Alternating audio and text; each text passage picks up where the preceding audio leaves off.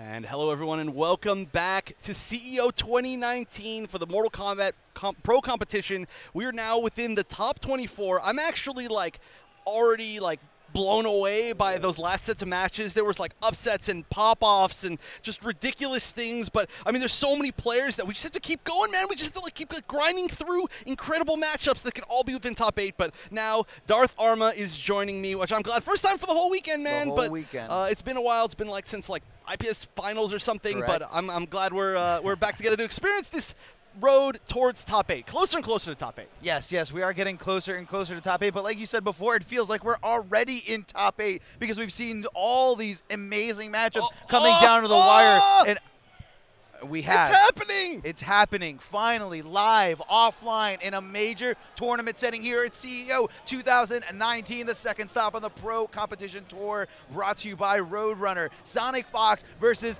NinjaKilla, the most infamous internet warrior that has ever existed, ever. All right, and they're just going right in, starting off with a very smart block and punish by NinjaKilla. This is the match that everybody's been most anticipating the entire tournament. Everybody looking for it. That's going to be the crushing blow from the throw. And NinjaKilla making quick moves here. Going right for the throws into the double bicycle kick amplified. We're probably not going to see it in this round, but he's holding on to it for the next one. Yeah, he's got such a life lead right now. He's so in control. The forward throw does get pretty good Oki to Cassie, but disrespecting with the down 3. No punish on the low stance out of the Shaolin stance. And great decision there to go for the throw, but SonicFox all over it, able to react and tech the correct way. Not sure which way NinjaKilla gave it to him, but I know it was correctly anticipated. All right, and this life lead is slowly getting back to SonicFox. Nice block, no punish on the low fireball though. Oh, there's a low fireball again for your troubles there. All right, and just a great way to just keep your opponent back. It is a great Footsie's check, especially against the character that Footsies are so good. But NinjaKilla, he was looking so good at the start of the first round, and then now SonicFox, he's kind of readapting. You know, he's getting a little bit closer. He's getting the knockdown. Corner positioning is good. Now, here's the thing about NinjaKilla's play style is he doesn't ever usually go for those wake ups. He likes to reserve his meter for the rolls a lot, and I want to see if SonicFox catches onto that and starts punishing all those advancements. Right now, it looks like SonicFox is going for a more defensive option. Nice, gets punished. Flying kick is a very good punish on those low shots. Anybody who's got a fast forward advancing move, and there it is again. There it is again. SonicFox needs to be a little bit careful here when to do this. He's got to be a little bit outside of that punishment range. That's going to be 0 on block. Both players can move at exactly the same exact frame. This is so close. Oh, is that enough? I think that's got to be it. What a conversion. What a hit confirm. Not only did he just not hit confirm on the first one, able to recognize the second one, continue the string going, and then go right into that fatal blow. Fatal blow is ready to go. You gotta watch out. He was so sure. That was so good. And a very fast first match. 2 rounds straight, and we are seeing the switch back to Cassie. Now, we see a lot of the time Sonic going with the other variation with Yas Queen of Cassie because he doesn't like the fact that you can, I believe it's because you can punish so easily as Jackie. You can punish the low shots, but you can do the same exact thing with Lou, so I'm surprised we're not seeing the same thing. And the last time we saw these two play in the online tournament, the online NA East tournament, he also chose Yas Queen, which he didn't the first round of this. So let's see, yeah, SonicFox this time sticking it out with Digital Soldier. So not changing the variations. We're going to see the exact same move list here on Kathy Cage. Just a little bit of, some time to get back. But right now, NinjaKilla not trying to miss a beat here. Escape failed there by NinjaKilla as he teched the incorrect way. Oh, man. Oh, wow. Yeah, he's getting punished for low shots so much right now. And this is really unfortunate for him. Okay, getting carried to the wall, getting the knockdown. What's the Oki going to be? A jump over is very surprising from NinjaKilla. Getting stuck in the corner, and this should be, oh no, breakaway. Yeah, that's going to be a breakaway there. And again, just kind of you don't want to give your opponent too much credit here. Great tech. Oh, spaced a little bit of meter. Thought that was going to fully connect. Didn't quite. I think because he was crouching low when he got hit. Oh, that's the crushing blow. Counter hit, punish only. Yes, it does. Oh, big check there with the elbow right to the gut, and he drops the last little bit of combo. Oh, it's not chip yet? Okay, but does manage to get it. Wow, down one was actually a counter in that minus situation, so that was just a little bit of a late poke by NinjaKilla. Our first round taken by Sonic. Oh, look, yeah, he's kind of testing NinjaKilla there, really to kind of just throw out that stagger and see what he's going to do once he blocks that first hit there. And again, SonicFox, that's what he was looking for the first time. He was looking for Liu Kang to start poking right back. Yeah, it's such a safe option. I mean, you just, if something happens, you get a lot of reward. If nothing happens, you're still good. Oh, he drops the combo. Unfortunate for SonicFox. The huge execution error cost him both his defensive bars. So if NinjaKilla opens him up again, he's going to make sure it hurts. All right, corner positioning is really good. Oh, no, it was. Actually, back throw is a really bad situation because you don't get any Oki, but now he's back in the corner. He's okay. Okay. I don't think that's enough. My brain says no, but my heart says maybe. I don't think that's enough either. I believe he would need around 41%. This little punch here at the end only going to do a little bit more damage there. Oh, but this is a scary zoning situation. Oh, wow, just gets hit by the fireball. All right, match point NinjaKilla. NinjaKilla was able to close it out one fireball at a time, did not panic, kept the composure here. NinjaKilla looking to fulfill this prophecy that has been bestowed upon him, but SonicFox says, no, I'm the greatest fighting game player that has ever existed. Oh, this is a lot to prove for both players, to be 100% honest, but a huge life lead so far to SonicFox this time. He's ending in the air gunshot enders just to knock him far away and get a little bit more of a zoning advantage. Oh, a little bit of a cancel here, but wasn't ready for the challenge that SonicFox presented to him. Oh, misses the anti-air, and the interactable is going to be it. SonicFox taking game 2.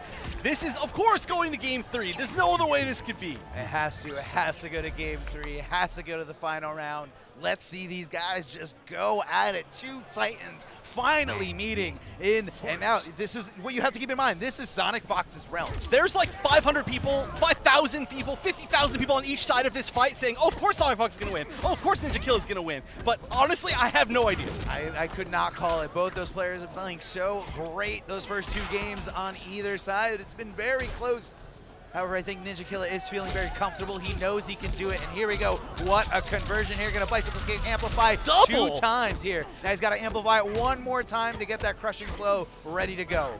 Oh, that 1-1-1 wasn't safe, but oh, he gets missed. He must have mistimed that. Must have. And now he's, okay, the drop, but the throw is gonna mean match point for NinjaKilla in game 3 right now. This is very, very scary for SonicFox because he knows NinjaKilla is just 1 amplification for that bicycle kick to get that crushing blow ready to go, and that crushing blow really, really hurts. Great patience here. Yeah, the zoning game, this match has gone back and forth between zoning and rushdown, but the zoning is very even because they both have low fireballs. Yeah, very like parallel fight here. You know, both these characters really throw their projectiles, and both these characters can definitely slug it out when they decide to go in. Great down forward from SonicFox. Doesn't get much out of it, but does get the opening here. No, the throw escape. Oh, what a great whiff punish. That was just barely a whiff. Leaving him in a standing position, taking away those wake-up options. No up-2s or up-3s here. And again, the interactable. You got to watch out. That thing acts like a throw, but it is able to be comboed into there. All right. Last round. Match point, both players. Positioning is definitely in favor of SonicFox, but we've seen that it can switch so quickly. Definitely can, definitely can. Just 1 back throw away, but that is a big crushing blow here. It's gonna hurt. But NinjaKilla's got something ready to go on his end once he just opens him up twice. Oh no, he didn't even amplify it. That's so smart. This life lead is definitely running away for SonicFox. He's got the corner positioning, he's got the life lead, he's gonna get a nice little hit off of that. Another one. Oh, he's so much damage. This is almost definitely guaranteed chip, and that's gonna be it. SonicFox in the final round, taking it to NinjaKilla. Yes, it came down to that. Very calculated by SonicFox, deciding to leave NinjaKilla in a standing state and just making sure everything was perfect and played to a T. NinjaKilla didn't get that first bar of defensive meter, so we knew last breath was not going to be an option there, and SonicFox just looking to chip him out. So NinjaKilla at least tried to challenge because that was the only thing he could have possibly done. But either way, huge credit to both those players. But that is not the last of NinjaKilla. So all you NinjaKilla stands out there, don't worry. Your guy is still in the lower bracket. He has to lose twice to be out of this tournament completely. So just stay tuned and don't go anywhere because you might see him. Because If you go that close, toe-to-toe with Yeah. SonicFox, that means you're a great player. NinjaKilla is definitely a great player, very talented player, and the sky's the limit with him. Yeah, now, I want to talk just a little bit about how that matchup went, because honestly, it was going back and forth so fast that, like, there wasn't even time to, like, analyze why it was happening so fast, right? Well, so at this very beginning, I mean, obviously, game one went to NinjaKilla, right? Pretty convincingly, and it was because he was sitting in this space and baiting out these low shots and punishing the low shots and really just controlling the neutral in that way. Now, SonicFox started to adapt to that. He wasn't throwing out as many unsafe low shots, and then he started, acting at the space where, like, forward 2 into 1+3 was working really well, and he was baiting him into thinking that he was safe, and he started winning the zoning neutral, right? Then, a little bit later in the set, NinjaKilla was going back to win the zone neutral, and honestly, whoever wins zoning wins a lot in this matchup, because these are two characters that are very, like, neutral-based, zoning heavy, and they're not really going to just mix you up to death. It's really whoever managed to get a life lead, force the opponent to make mistakes.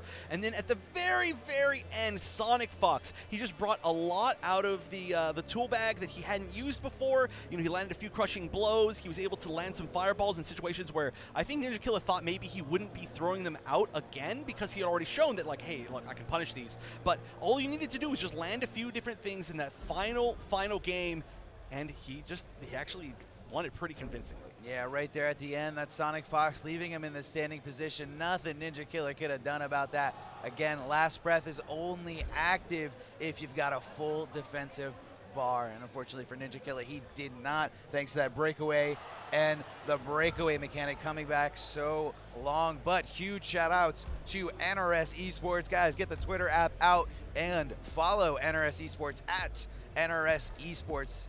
And that's where you can see everything Pro Tour competition related. Yeah, I mean, you're going to see so much more of all these players that we're seeing, and I every time we've talked about the Twitter, I've given, like, a question for everybody. Now, my question is, do you think NinjaKilla is going to make it back into the top 8? Now, I feel like the majority of people are going to say yes, but, there's a lot of split opinions on that guy. Obviously, he's amazing, so I just want to know what everybody's thoughts on that are. And do you guys think, here's the better question, do you guys think that we could potentially get a rematch of that match in Grand Finals of this tournament? We possibly could. I mean, those guys went toe-to-toe, and they're both looking incredible this entire weekend. And, I don't think anyone's doubting NinjaKilla's real ability to hang with the best, or the fact that he's a talented player. It's just, can he hang with everyone here? Well, some people are questioning it because they're fools, but there we go. There's always somebody who's questioning everybody. But this is a very, very interesting matchup here, and the reason why it's interesting is, wait, is this really, I mean, this makes sense, but is Combat playing Garrus? I don't feel like I've ever seen his Garrus. I'm not sure. Combat was sitting on the player 1 side, so it could make sense. We have been seeing Tweedy, Rocky, and Jackie Briggs for most of the weekend. I also feel like Tweedy would never pick Garrus against a Jackie when he could instead go with a different character. I don't think he likes that matchup at all. But I'm more so just interested that Combat's playing Garrus. Now, this is interesting because exactly what I just said. Tweedy wouldn't like this matchup. Let's see how it goes the other way around. Yeah, let's see. I mean, if you don't like something, that's usually some validity to it. So possibly Tweedy knowing something that Combat is overlooking here, especially considering the fact that Combat is not a Garrus main. But right now, Tweedy making real work of those ribs on Garrus, as he is going right into the ribs here of... Oh, nice stop one. Or down 2, I'm sorry. Yes, that stopped it. The anti-air, universal anti-air from everyone. Not, invulnerable in any way, but you have to be on point and ready to go once you see your opponent's feet leave the ground. Yeah, especially against a great jump in like Garrus's. But, all right, fighting out of the corner.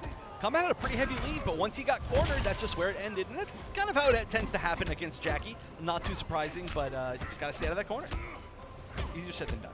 Yes, definitely easier said than done. A great down 2, however, wasn't countering anything for that crushing blow. Oh, misses the sand drop there, or the teleport here from Garrus. Going over to the other side, no counter hit, so we're not seeing a crushing blow. And Tweedy ready to press buttons on that wake up. Very quick buttons at anti-air. Yeah, standing 1 from Jackie on wake up has happened in almost every single Jackie match that we've seen. It's a super common strategy, and people need to be ready for it. Oh, there it is again. Stand 1-1s. All right, that's an interesting cash out right there.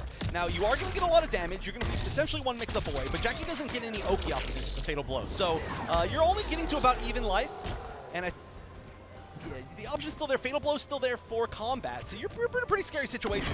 Yeah, there it is. Yeah, I was about to say, not only that, but you're putting combat in under 30 health and giving him access to that Fatal Blow. But now that both those Fatal Blows have been cashed in on, no longer going to be a factor here in the final round. Once those Fatal Blows connect, they are gone.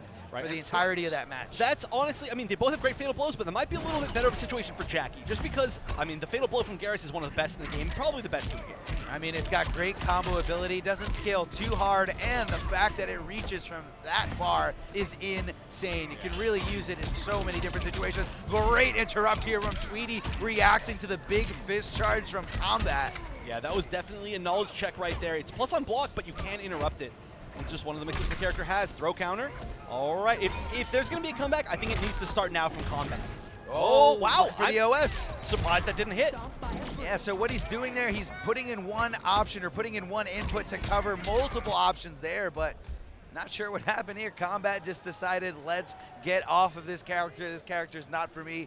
Keep in mind, guys, this is still a 1st to 2 setting. We don't kick into 1st to 3 until the top 8 of this tournament. So this is do or die for combat here. The final character he picks is going to be the last character he can possibly go to for this set.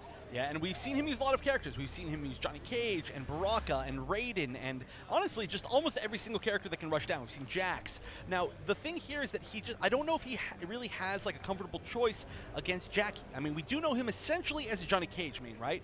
But Jackie does force Johnny Cage to whiff. All right, I like to switch to Baraka. Baraka, a lot of people tend to kind of like this matchup just because at the very least, if you can get out of the pressure of Jackie, you're getting a lot of reward for it as this Baraka, as Marauder. Yes, Marauder does do a lot of damage thanks to that variation-specific ability, the gutted ability, or the gutted special move that just pops your opponent up for a full combo. And if you get that crushing blow, it's going to be even more damage, close to 50% after the DOT or the damage over time. All right, well, definitely Tweedy taking this first lead, knocking all the way to the corner, goes for just 2 knees. Now, Tweedy very familiar with Baraka. We saw him playing a lot of Baraka at the Summit of Time and, you know, of course, during the beta when we only had 5 characters to pick. So Tweedy very familiar with what this character is capable of. Oh, and definitely got to break away there. Now, one more mix-up is going to mean everything. Now, that's essentially how this character works. He gets 1 launch, you have to break away or you're going to die. And then if he gets 1 more launch, then you essentially die. But right now, it's not looking like it's going to be an issue. The throw is going to push it to match point for Tweedy.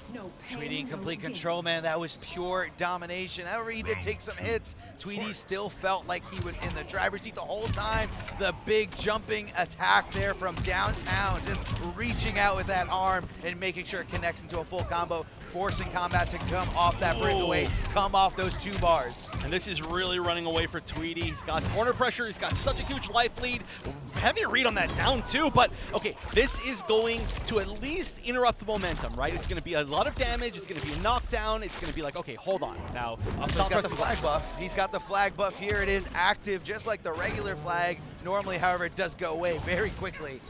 Tweedy just trying to end this right here. He doesn't have to worry about Fatal Blow anymore. He just has to worry about this last little 17% down to nothing here. Is combat on life support.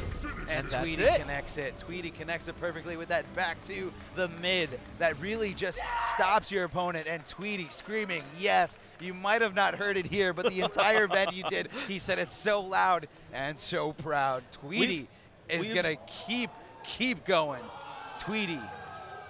Dominant form. I mean, look, I questioned how stable he was going to be going up against Chris G, but he was able to just keep his composure, keep moving forward, and do what he said he was going to do. And then that you really got to respect the guy for that. And here we go. We're going to have some replays for you guys from that last set. Again, pretty dominant from Tweedy, stopping any attempt there from combat to jump out of the corner and really just kept it going in that first game and has combat down to nothing after a desperate Fatal Blow attempt here because he really couldn't resort to anything else. Yeah, and honestly, okay, actually, you know what? I want to know, hit us up at NRS Esports. Of course, follow it for all the information, but also, I really want to know what you guys think about this next matchup, because this is a matchup that, as far as I know, has never happened or even come close to happening.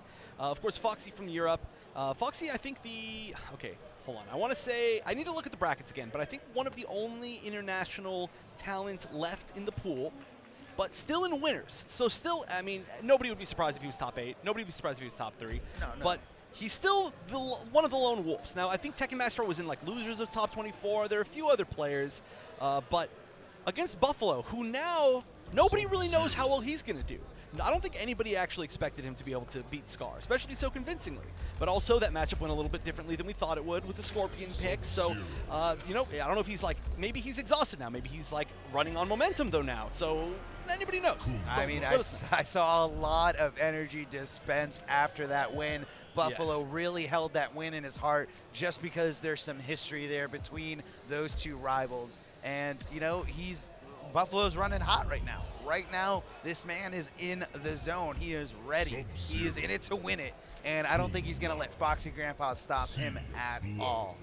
And just so you know, these matches, I believe, are all to make top 8, actually, in winners. Yeah. Winners top 8. Yeah, so our first player in winners top 8 is going to be Tweety, and then it's going to be this match, and then it's going to be, SonicFox versus NinjaKilla. And yeah, that was the first one. Yeah, and if you guys want to follow along at home, just go to smash.gg, click on CEO 2019, look for MK. Of course, because this is the pro competition second stop here at CEO 2019, brought to you by Roadrunner Records. And make sure you use the hashtag pro competition. And of course, that's competition with a K. We're going to do it Mortal Kombat style here. And again, big shout outs to NRS Esports. Buffalo, Foxy Grampa, ready to go. Buffalo hailing from Maine. I want to say the main man in the meme team. Oh, he's definitely the main man in the meme team. Him or Flappy Sammy Ham. You got to give a shout out to Flappy Samuel Hamuel. But yeah, he's killing it right now, man. One match away from top 8 winners. I don't even know if he's made top 8 at a major before, to be honest. And I mean, beating the Combo Breaker champion 2-0 in a match that like meant a lot to him, that's got to be really good for him. But now that he's had so much to prove, I mean, he's got a little bit more, and he's just got to win one more match against Foxy Grampa. I don't know what his LoL experience is like. Let's see. I don't know what anyone's LoL experience is like. I mean, Foxy Grampa clearly the LoL master. No question about it after this weekend here. A lot of throw escapes here now. The crushing blow requirement no longer fulfilled. So looks like he's looking for that. They're looking to tech that back throw over and over again. And this time, yes, again, Buffalo scared of that crushing blow here. Oh, this is gonna be so much damage here. Foxy Grampa looking great, and that is not the punish Buffalo definitely wants. But here we go. This could be the start of it. The momentum could start right here. Okay, he's doing for the normal combo. Chose not to spend any of his resources or go for the Vortex, interestingly enough. But Foxy waking with that up 3 and taking the first game very convincingly. First round very convincingly, I'd say. But it's just a lot of this Z-Hat stuff. Like, if you can figure, oh wow, he's airborne, Okay, He knows he's airborne. Oh, what a great punish. He knew Foxy was gonna wake up with that. Kung Lao does have a very good up 3. It hits a little bit higher, so you gotta specifically look out for it. And he is just in the blender right now, getting mixed over and over again. And Buffalo resorting not to do it. Foxy Grampa, I feel like with a flawless. So we almost had a flawless from Foxy round 1, and then I almost called him that other name, but Buffalo with a flawless round 2. If he makes top 8, I said I would call him that name. So it'll be at the end of this set, if anything. Hey, I'm calling him daddy right now because I'm calling it. Buffalo looking incredible here, riding this momentum against Foxy Grampa. And he knows, if Buffalo knows anything, he knows how to shut down Maniac play here. What a punish. Of course, that overhead string completed is very, very unsafe from Sub-Zero. So that's why most players usually look for the low. Oh, that's a great punish on the jump over. That's going to be a lot of damage. Not going to go into Fatal Blow, but it's still available from both players. Oh, stuffs it.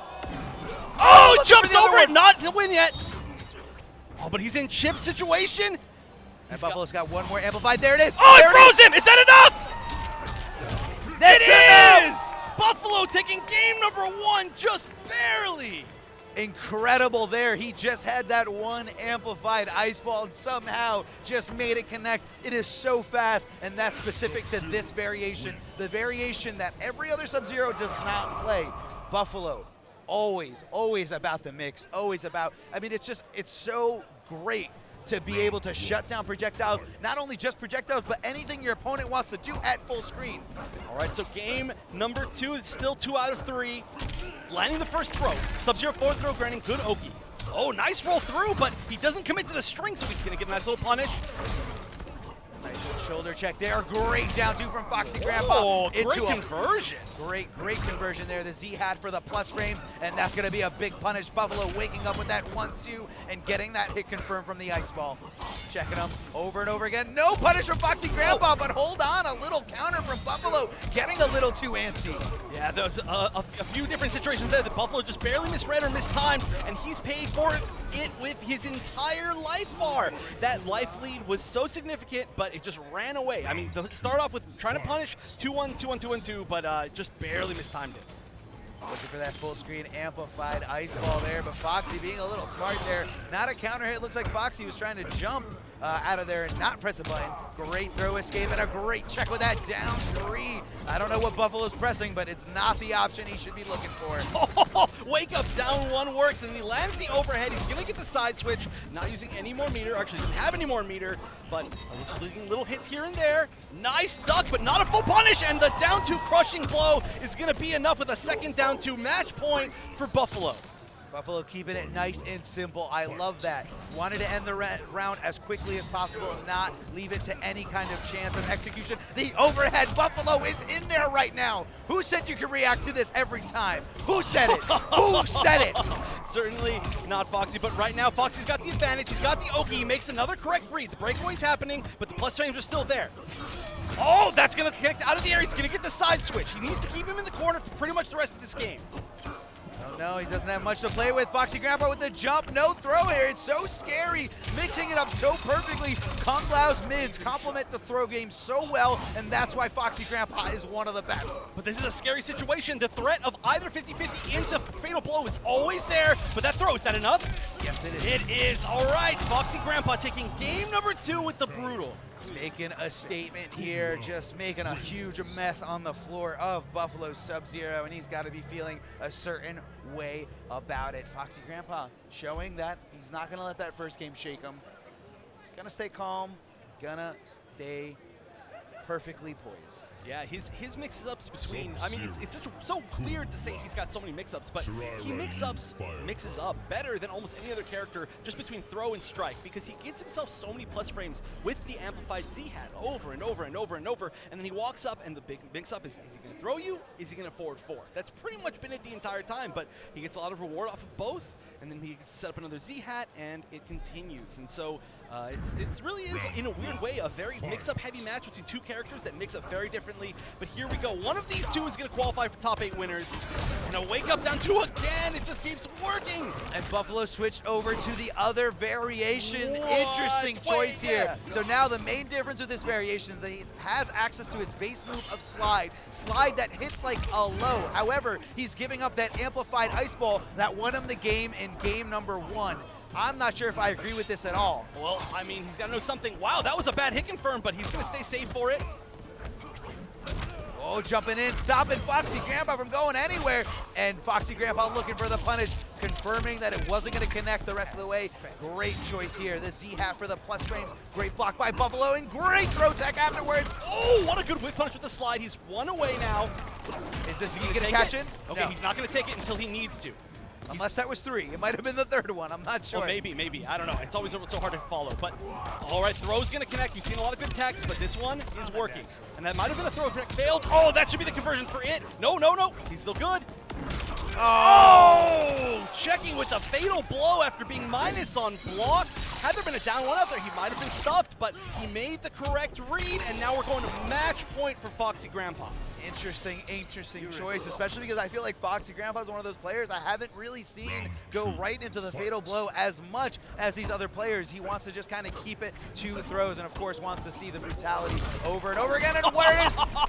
All right, so he's saving it. He's definitely saving it at this point. Yes, at this point, 100% saving it. Doesn't want to cash in just yet on that 30+%. Great up 3 by Foxy Grampa, taking advantage here of the plus range. No defensive meter. This is so much damage. Look at this. Into the forward 4, and that's going to be it. Foxy Grampa qualifying for winners, top 8 to take on Tweety. Daddy going down to the lower bracket. So for all you Daddy fans out there, don't worry, he's still in the tournament. But Foxy Grampa solidifying his dominance here in this country. I mean, the man is just irradiates pure consistency here as we're going over to the replays again. This was a slugfest back and forth that forced Buffalo to second guess his original pick and go to thin ice for the last game. Here it is, Buffalo just kind of, being able to shake that off with a flawless victory here at the end of this second round and the beginning of this set. Flawless right there, perfect. And that's what won him the game in game number 1. The ability to shut down anything Foxy Grampa wanted to do at full screen. Yeah, and I want to talk about this variation change that we saw in the third game. It was a very surprising change, and we did see a lot of slides landing, but he never cashed out on the crushing blows, which he definitely at the very least had enough on the very final one. We didn't see him throw very many air axes or even like using the ice shards. We didn't see too much out of it, and in fact, had he used the other variation, he might have been able to cash out on a little bit more damage, which is what he tends to do with that variation, as he did land some mix-ups, but he just didn't quite get enough, and I don't know if you think it was worth it. I mean, it's just so scary here because Foxy Grampa is a throw machine through and through. And I feel like Foxy Grampa, he's so smart because you see him playing in pools, and the way he plays in pools is he just shows down 3 throw, down 3 throw. So everyone's like, okay, that's what Foxy's gonna do. But no, at the end there, switching it up on Buffalo and just meeting him with mids over and over again. And we know how much more those mids hurt when you guess wrong. Yeah, it's so much damage. I mean, Kung Lao, actually, his conversions are ridiculous. It's so weird. We're so used to Kung Lao being a character where like one spin is the maximum, right? But technically in the corner even, you can do like spins into spins and it launches the same amount every single time. Eventually just the gravity weighs you down. There's not like an actual limit. So he can get some really crazy conversions. Also the launch from like the amplified spin is a very different launch. There's just whole different ways that he can like end his combos in Oki, like forward 4 as a knockdown into Z-Hat meaty on your wake up, or he can do, there's just a million different things. There's some in 4-1-2 in a knockdown. There's he's a very creative character that everybody can play super differently. And I also want to see more of his other variation, but this one alone, very, very cool. There, I mean, Foxy Grampa's got it down to a science. Clearly the Lao master here, making it to top 8, and that is not easy considering all the competition that's here at CEO 2019. And here we have Furious Pillow in the middle and Jur on the right there. Guys are watching the action unfold and playing for you guys for your viewing pleasure. Up next, DJT versus Dragon. Now this is the final match to make it into winner's top 8. The winner of this is going to play against SonicFox. So potentially, I mean, Dragon SonicFox may be the most, I don't know, kind of like classic match of NRS history over the past few years. But of course, on the other hand, DJT with his infinite patience could make top 8 winners. And again, that would surprise literally nobody. Now, again, last match to make top 8 winners. There's still a loser's side, all completely unplayed, so a lot to do down there. Yeah, here we have 2 of the most patient players in our scene ever. 2 players that are completely okay with just taking their time, taking a backseat, and just waiting. And I feel like this game really speaks to them perfectly. However, you can't doubt them because they both had an amazing amount of success in a game like Mortal Kombat X that was almost the opposite, where it was just pure aggression, favoring the aggressor. And it's just very impressive to see them being able to switch the tones and adapt to these games. You can never assume that just because someone's good at an aggressive game like MKX that they can't be good at other games. Yeah, I mean, patience carries through no matter what type of game it is. So that's just one of the most important things that you can have as a skill in fighting games in general, right? In life in general. But these guys, they definitely show it, and their composure also. The highest composure maybe of any players that we've seen in all of NRS history. Like these guys, they can be down, final hit, final round. They've won no rounds in the entire set, and they'll make the comeback, and they'll be like, yeah, just normal. Just normal. History indicates you cannot. Round 1. And on top of that, I think these players have both played these characters throughout the entire tournament, so completely dedicated to who they're using. Yes, loyalist through and through. A great forward 4 here by DJT. Now he is playing Baraka, who a lot of people feel like isn't as mobile as most of the other casts, so sometimes it's a little tough to get in on characters like Cetrion, especially considering she's got that teleport. For 1 bar, she can teleport not only behind her opponent, but a little bit farther away so that she doesn't get punished. Yeah, yeah, totally unpunishable, especially by Baraka. So, I mean, really, DJT, all he can do is make every little opportunity that he gets count. Otherwise, I mean, he's going to take a lot of guaranteed chips from zoning. There's really no way around it. Great block there by DJT does give him the opening for, you know, to limit a little bit of real estate from Dragon as he tries to close the gap here, fighting back with a little projectile of his own, the Blade Spark. Here is DJT. He's one fatal blow away from winning right here, though, and he's got it available. Nice tech. Sure if it's going to be enough. There it is, the big wall and the down two, not fast enough to anti-air Cetrion in that situation, and Dragon setting the tone and taking the first round. If he just used Fatal Blow to anti-air right there, he definitely could have taken it, but he thought the down two would be fast enough. It's a great anti-air, but he just did it a little slow. Yeah, just a tiny little bit, but that's okay. DJT keeping his composure, trying to find his way in little by little, step by step, and that's going to be a big whiffer right in front of Cetrion, and that's going to lead to a big crushing blow and a big combo here.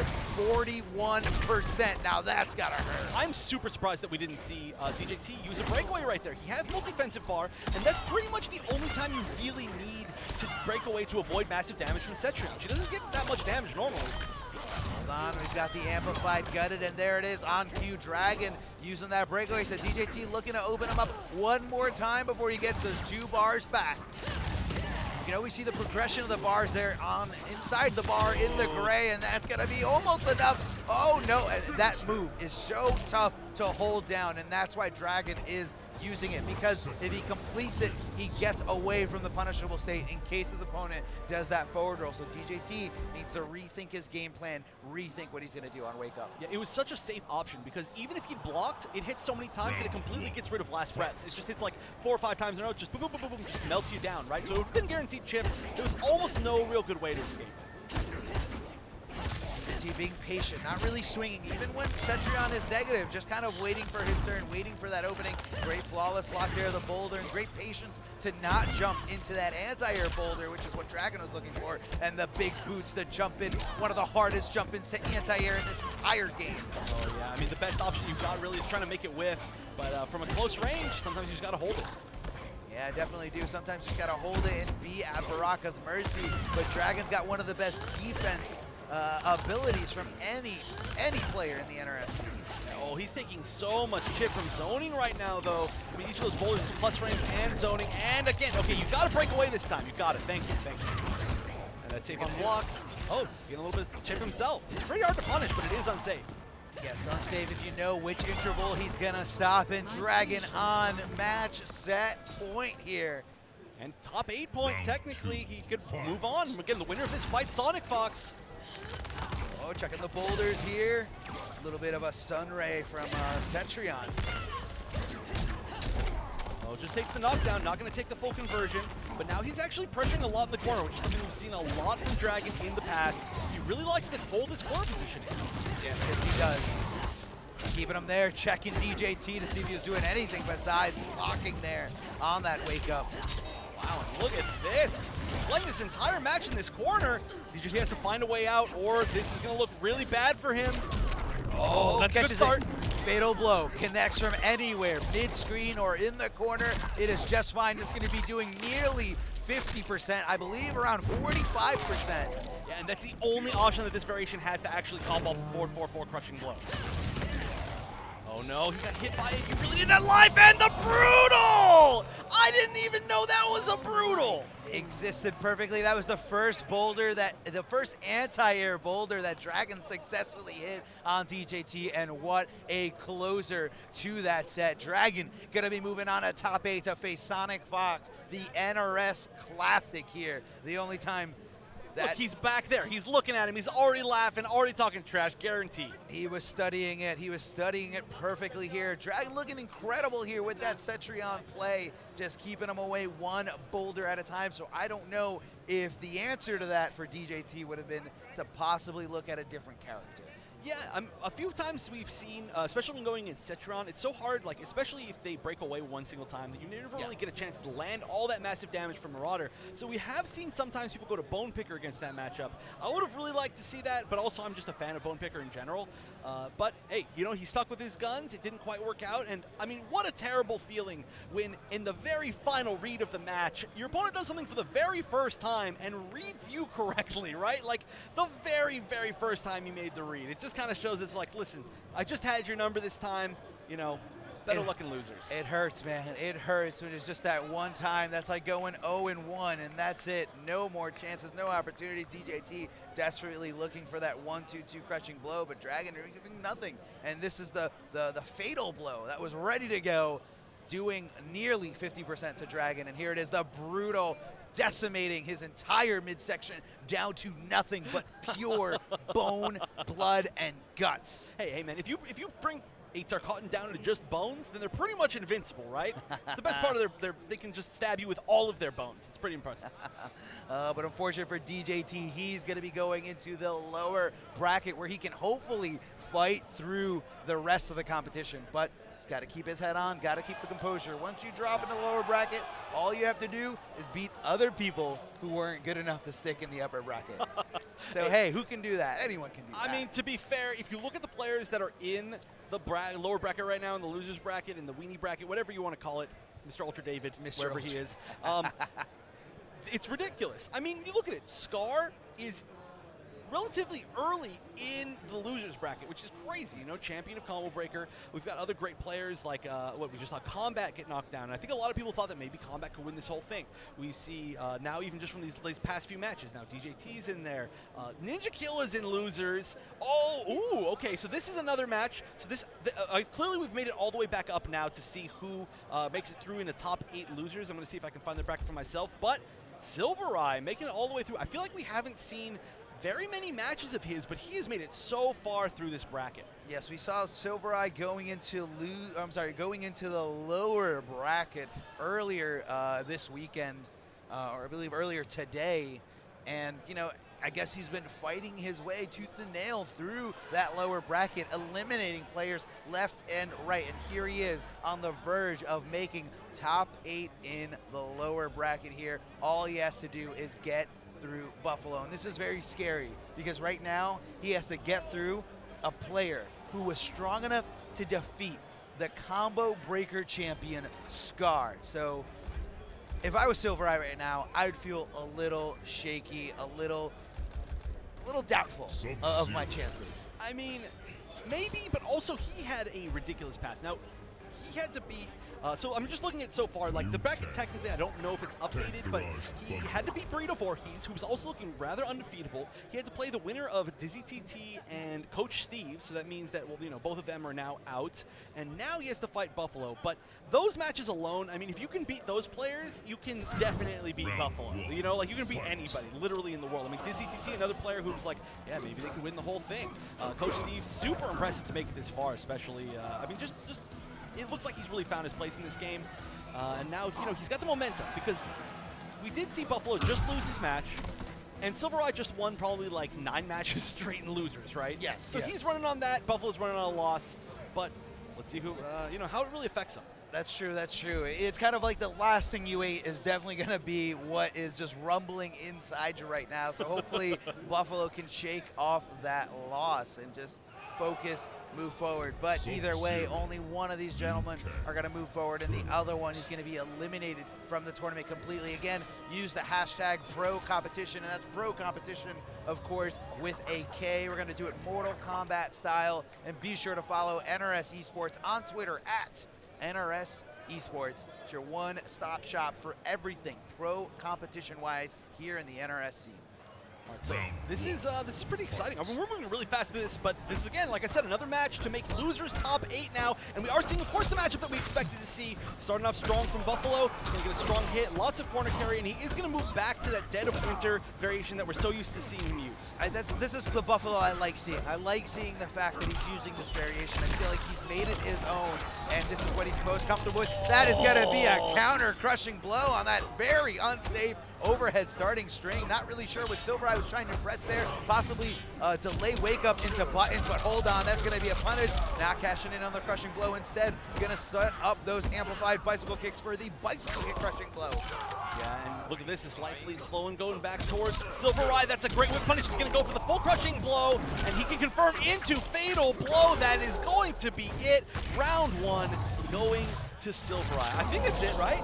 It's very close. Right? I no, think maybe this not. is it. I think this is it. That thing did It not is. scale at all. Yeah. 47%. All because he got punished with that forward 4-3. But let's Continue talk the about string. resources, right? Now, that crushing blow and the fatal blow are both off the table. And, I mean, he needed to use them. It was absolutely worth it. But at the very least, you can look at that as Buffalo and say, hey, now I'm a lot more risk-free. Yes, there you go. Not going to do so much damage whenever I juke gets wrong with that overhead. And that's, I feel like that's what Buffalo should be going for now. Meeting him there with the safe string, checking him with the down 1. Oh, and down 4 into shoulder was actually legit this time. It actually juggled. Hey, man, I don't want to hear that. It's legit all the time. People love to poke back. It's legit 0% of the time. I'm never going to give him that. No, Never. it's legit. It's legit. We've seen it hit. A lot of people like to poke after that down 4 on block. It is very legit. I mean, down 1 and any down pokes into specials are quite good in this game, to be honest. Just not a lot of people have fast enough mid specials to make it work. That's a block, no punish. Very surprising. I thought that timing was perfect. I thought it was too, but Silvereye must have been just a little too slow at the helm here. The down 4 does go into a hit, and Buffalo finds it as his opening for a clean jump in. But Silvereye looking to throw him back, keep him away, try to zone him there. And Buffalo had the right idea there, try to shut off that zoning by just going with the amplified ice ball. Yeah, nice read on the throw. He did catch him with a jump kick. Didn't get a full conversion. Again, he's going to get a lot of damage off of it this time because the flying kick, 1 hit away. But, oh, that's a punish. He tried it. He tried the risk. Now Silvereye going up game number 1.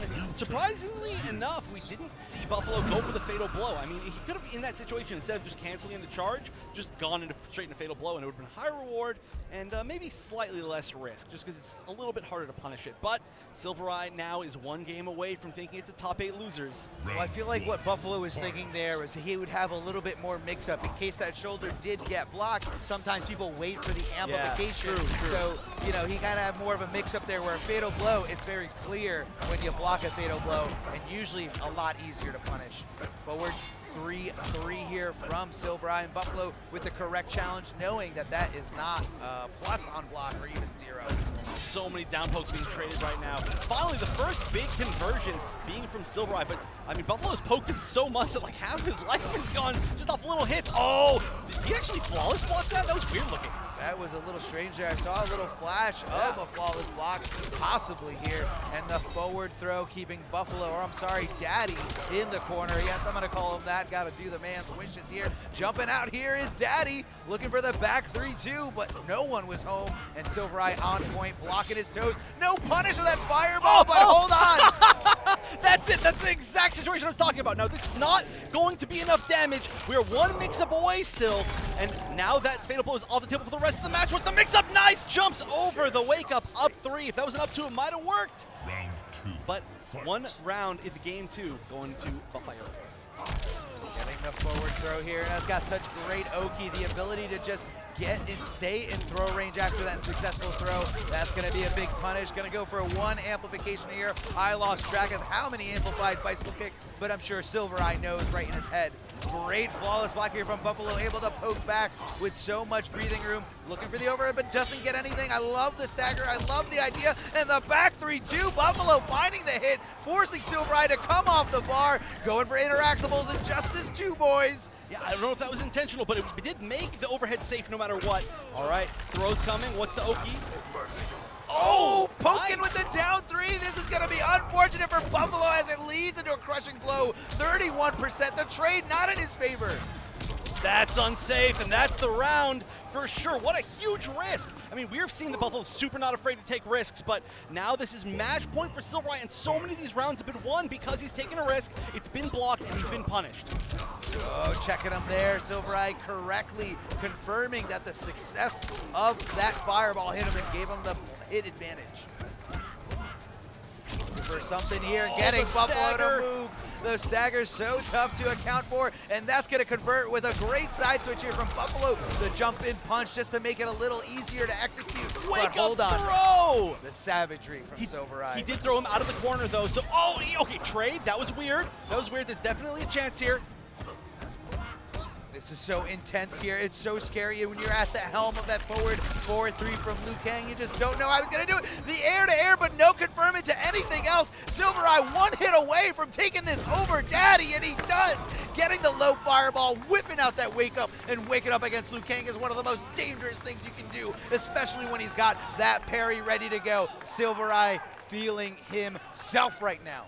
Yeah, making top 8. I mean, this is a man who's actually had a lot to prove over the lifetime of this game. You know, he's doing very, very well in Injustice 2, and he's taken a little bit more time, I think, this time around. And I think making this first major top 8 for him in this game is going to mean a whole lot, especially because he had to fight so far, actually, through the losers bracket. So he's had to make some very impressive wins to make it all the way back up into that top 8. Yes, he does. And, you know, I feel like, again, more pressure put on Silver Eye, specifically when this game came out. And, I'm going back to it. But, of course, because of NinjaKilla's infamy, NinjaKilla started as a Liu Kang player in Mortal Kombat X, and so did Silver Eye. So the debate online, in Twitch streams, in Twitch chats, on Twitter was always who was the better Liu Kang. The one that kept playing afterwards by himself, or the one that competed while the event and the circuit was live? So let's think about this, right?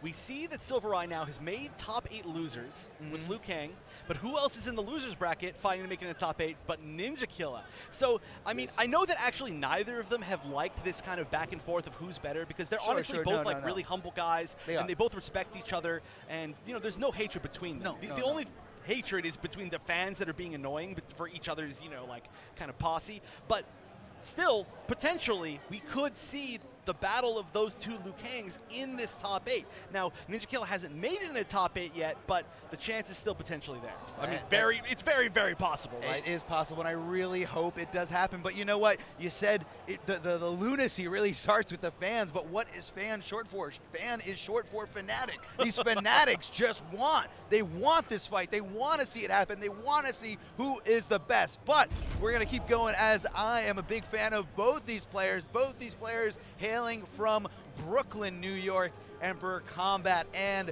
Gur are going to square off. Now this is going to be an NLBC classic here. Now tell me if I'm wrong, but this has generally gone the direction of Combat, right? I believe, yes. Combat does usually come out the victor in this situation. Don't know who Combat's going to be going for, but Gur has been trying to play other characters for specific matchups. He doesn't like when the smaller the smaller hurt box characters squirm out of that pressure, that guaranteed pressure, or the pressure we all thought was guaranteed on day one. But of course, with a little bit of labbing and a little bit of testing out, we can find ways around it. And of course, this is just an amazing product that has incredible lab system where you can record inputs, record any kind of playback, and study anything you need to in any matchup. That's why we've seen, success from players like Tekken Master, who has the ability to, to lab things and test things throughout, even though he doesn't have much of an offline scene where he's from. But we're gonna keep it here between Combat and Gur. Gur looking like he's highlighting Baraka. Now that's not interesting. Okay, so he's been playing Baraka.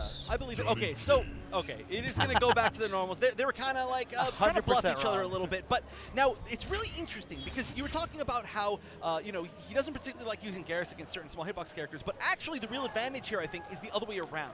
Now, Combat is almost 100%. You could say he's a Johnny Cage main. He plays a million characters, but his Johnny is the best, I would say, maybe in the world. Possibly. There's a lot we haven't seen, but so far from what we've seen. Now, he only likes playing the same way, right? Only against larger hitbox characters because he doesn't like the whiffs from Johnny, but he always gets to play it against Garrus, so that's why he has such a high success rate against Garrus's. Yes, and especially against Gur, because this is Gur's main character here. Checking those fireballs there, keeping the combo going. and launching him up after that nut punch. That's going to be a very unsafe nut punch there from Combat. Not sure if that was an execution error or a miss. Hit confirmed here. The overhead gonna lead into the crushing blow. Gonna break the back and a few ribs there inside that Johnny Cage torso. And that is already running that damage back super, super close. One or two more hits and you're gonna bring Combat into that fatal blow range, which is way, way scarier with him than most other characters just because he's not of the fatal blow, but the fact that he's getting the cancel. So he does have the cancels now. Any single hit that he's got is potentially gonna convert or be a lot scarier on block. Yes, definitely gonna be scary on block. You gotta watch out for it. A little bit of a stagger here from Gur, not enough to get the round, but what's gonna be for breakfast? He rolled right into his arms. Right into this throw, throwing him now. That wasn't a punish, but Combat definitely had the opportunity to either neutral duck or to tech that throw there. So he was just on edge, ready to not get punished. Yeah, I mean, that's pretty much a 33-33-33 situation at the best for in that situation. But, hey, look at that. Gur taking round one, and he was on the back foot a lot of that round. What a punish, whipping out that down two and having enough time to walk up with some of the best forward advancing mids and lows in this game, which is Johnny Cage's arsenal right here. He's really great at just shutting down and always taking his turn, whether that's you getting checked with a down four or you trying to poke back with something. A little bit of a whiff there, and Combat tying it up here in this first game. Yeah, he just didn't give Gur a single opportunity that round. I mean, one single opportunity was all it took in that last round. Beautiful down one anti-air. The breakaway is going to prevent too much damage from coming out, and back to the corner you go. Nice kicks right to the face, launching him up. Great recognition or anticipation of the breakaway, knowing that, hey, even if I can't combo him, I'm going to brass knuckle up. Now what those brass knuckles do is they give Johnny Cage more chip damage across the board, not just with his hands, but also with his feet. He does kick way more in this game than other games. Yes, he does. Look at that. He's like 90% legs, man. Oh, legs here.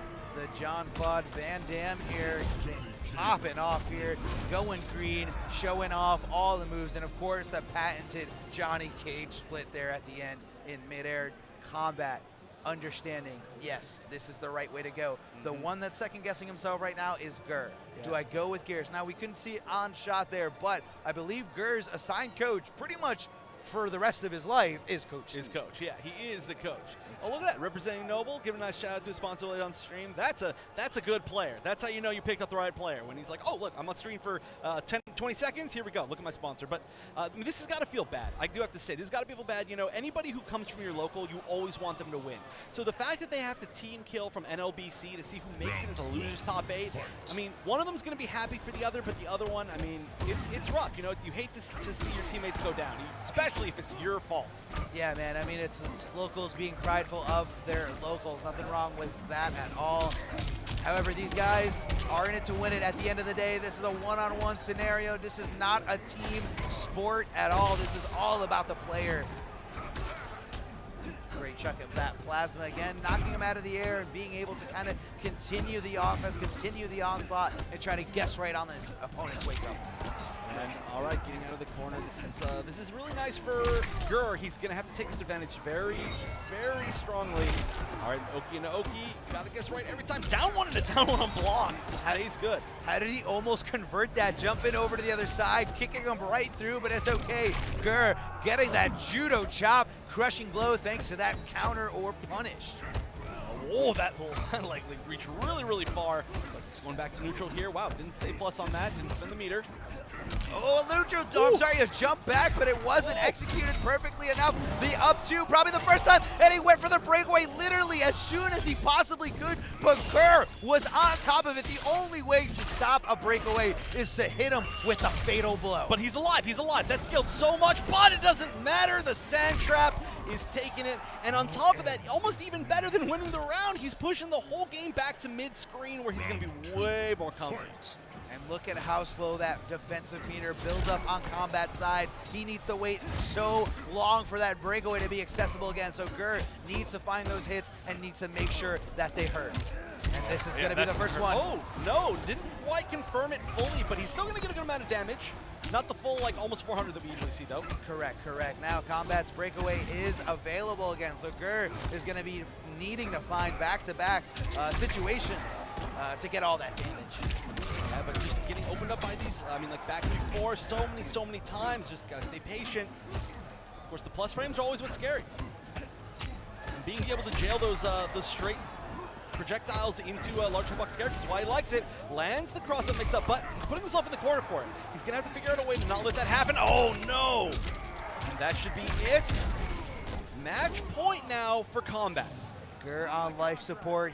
If he wants to stay in this tournament, he needs to win this round and continue to win this set. Getting clipped in the knee, not watching his toes, not blocking low. And the nut punch restand situation, susceptible to throws and having no access to any of those wake-up attacks. No wake-up roll, no wake-up up 2 or up 3. And that's a huge issue against this pressure of Johnny Cage. Taking it back to mid-screen, but again, defensive meter gone, and there's a huge life lead. Just needs one more conversion. Oh, didn't confirm, didn't believe it was gonna connect, instead looking for some kind of stagger. Oh, a drop because he was airborne, and that is gonna be all she wrote. Combat taking it over Gur 2-0 here, but what a game. And of course, make them watch. Make them watch the fatality over and over again. The longest fatality in the game, but man, that's gotta feel so bad. Gur so close. I mean, that feels bad even just watching. You know, I'm always a fan, everybody's always a fan of Gur. Maybe the most loved player in the entire community. I don't know if that's an exaggeration, but I don't think it is. That's how it feels in your heart, and I think that's how it is in real life. I think so because, too, yeah. Because I feel it also. Yeah. If not the most loved person, tied for the most loved replay, or sorry, most loved person in ever as we look at these replays. But it's just always hurts to see him fall just short, you know. I mean, he is so deserving of that top 8. He's been so consistent throughout this game, but to fall to your teammate who already knows how you play is super unfortunate, you know. It's like you play the match you've played every single week since release. Yes, and it is heartbreaking, you know. But like you said before, you called it Emperor Combat, usually the victor when these two square off in the NLB circuit. And again, if you guys always support your locals whenever you can. We're both big advocates of that. And Combat just, you know, he played it really well. He didn't panic in all those wrong situations. He might have panicked a little bit after he got hit by that crushing blow in the second game, but for the most part, kept cool, kept calm and cool. And coming up next on the stage, we have DJT going up against formerly known as Kevo Man, now Kevo Reborn. Oh, wow, this is really interesting. So first of all, I want to talk about the last match. I'm just looking at the bracket since we didn't get to see a lot of the off-stream matches. So first of all, Gur beat Katana Prime, and then the winner of Big D and Nubcakes to get Reyes. But this one is interesting. Kevo beat Chris Notes and the winner of Scar and Forever King. So neither of those players are left in the tournament, eliminated by Kevo before top 8. That is incredible. Now, if you do scroll over to the bracket, is this for top 8 here on the loser side? Yes. This is so much at stake here, because whoever's still in this is still, whoever moves on is still in it to win it, has the ability to continue forward and possibly win. And of course, everyone looking to get that CEO entrance. Guys, mark your calendars for tomorrow. Mark that time and make sure you watch the top 8. It's going to be an incredible show. It always is going to be in the arena, inside the wrestling ring, and all the top 8 entrants, or all the top 8 participants are going to have their own entrance theme song. That's right. I got to look at the entrance list and think about who's going to have the best one. But also, remember, we're going to see it switch to 3 out of 5 tomorrow, and that's going to be like an entirely different game. But yeah, this actually, Kevo might be the sleeper. Like, it was just a weird thing to say because Kevo's been he's been winning essentially. He's won majors even back in Mortal Kombat 9, right? Yes. Technically, like he's won like NEC before, I think, something like that. But you know, he's been around for so long. But I actually didn't really expect him to come out and show off such incredible skill today, playing this Jackie. You know, the fact that he just went up against the winner of Scar and Forever King, that's insane. That's incredible. But you know what Kevo the Man, aka Kevo Reborn, does do is he does support his locals. He does go, and again, it's getting situated, getting used to the setting of people just screaming their heads off and being able to perform under all that pressure. So I'm not that surprised that Kevin Man or Kevo Reborn has done it. It's so hard to switch his name. I know. Literally been calling him the same name for the past like 7 years, right? And then it's just like only the last part changed. But oh, look at that! After I was talking about Jackie, I turned me into a liar. I guess there's a Sonya there too. Could be a matchup-specific thing. Maybe Kevo Reborn wants to hit Baraka just as hard, or not even harder. But speaking of hard, watch out for those ribs there as that second ring going right into the crushing blow when it hits all by itself. And already starting off so strong. I mean, getting some mix-ups. About over half-life actually is gone on DJT's side. Just more and more. I mean, he's patient, but you can only be so patient against mix-ups. Nice interrupt on the ring. This is going to be very high reward. The breakaway almost definitely happening. No! Wow, choosing to save defensive meter for the knockdown. But look at that. Almost, I mean, another half-life combo. This is a huge damage matchup. Well, what's so great about Sonya in this particular situation is the fact that she has the zoning options. That ring startup is very quick, and she has the ability for the don't drop. No, she doesn't have breakaway. Oh no, drops the combo, but look at that, 2 options and no punish. No punish. Drone drop, great, last breath. Oh! Good tech, good tech. That one whiffs, and the chop is enough. How many times is DJT gonna win on 1 HP? Chop not going to be affected by that last breath because of all those multiple hits on block here, ladies and gentlemen. It's just unreal how many times we've seen that happen. I mean, you look at this right now, it's like, okay, Kevo has an incredibly good start to this round, but if he gets DJT to 1 life, it's like, yeah, DJT's probably going to win. I don't even understand how he does. He's so clutch, even after he whiffed that fatal blow, but the fact he whiffed it means he still has it. And he might get to that life very soon. In fact, this throw is going to push him to it. Huge life lead by Kevo. We did see this last game, however, and you have to keep in mind that DJT still has that fatal blow, but Kevo the Man or Kevo Reborn is not going to give him the opportunity to do so. Just call him Kevo. Just stick to Kevo. Easy peasy. Easy peasy, Kevo. Let's go. Hitting those blade sparks, getting hit by those stray ones here. Now Baraka can contest his projectile. It's probably almost as fast, if not just as fast, as Sonya's projectile. So these guys can go toe for toe here. Yeah, actually the fact that the crushing blow from the amplified ring just happened the very first thing, the very first round, is huge, and it's great for DJT. And look at him, for the first time, taking a huge life lead. Let's see if Kevo has as much clutch factor as DJT. Yeah, let's see. Oh.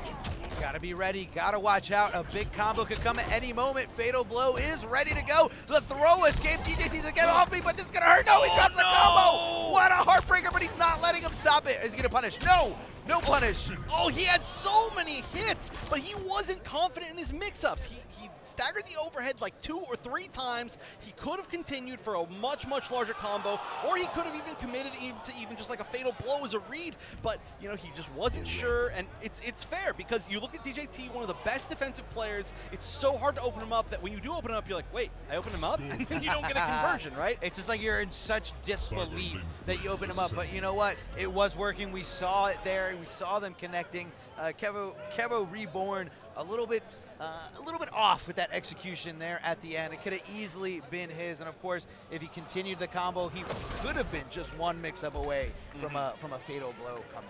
Yeah, and I just saw a Scorpion pick, but I did. I don't know if that was intentional. That may have been. They did immediately go back.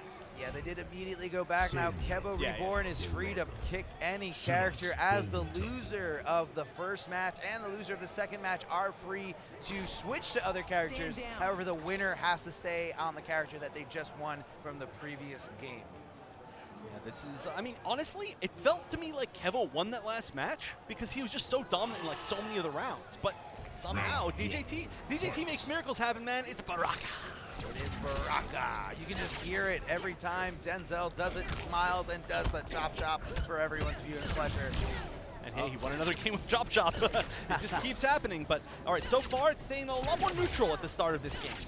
We've seen Kevo run away with the lead a lot, but right now he's actually on the defensive.